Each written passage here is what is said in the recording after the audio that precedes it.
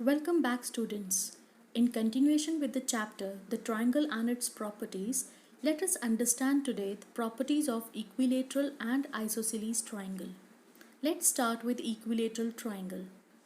This property says that equilateral triangles are equiangular also. Now, equiangular means that all the angles of the triangles are equal. So therefore, angle A plus angle B plus angle C will be equal to 60 degree. Now from where this 60 degree came? Let us understand this. We know that sum of three angles of a triangle is 180 degree. And according to this property, as the angles are equal, so angle A will be equal to angle B, that is equal to angle C. So at the place of angle B and angle C, we can write angle A.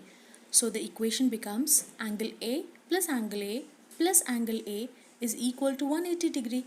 So that means thrice of angle A will be equal to 180 degree and 3 will be transposed to right side of the equal to side, and the equation becomes angle A is equal to 180 degree divided by 3.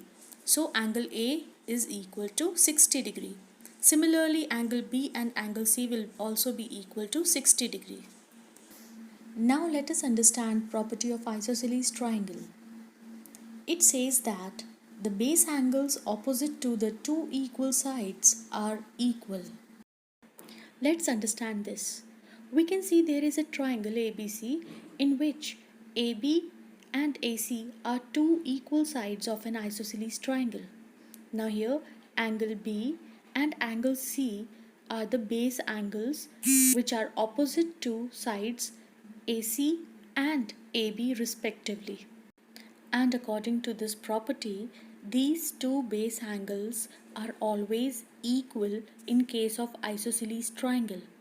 As we can see in this figure, angle B and angle C are equal as the triangle is an isosceles triangle.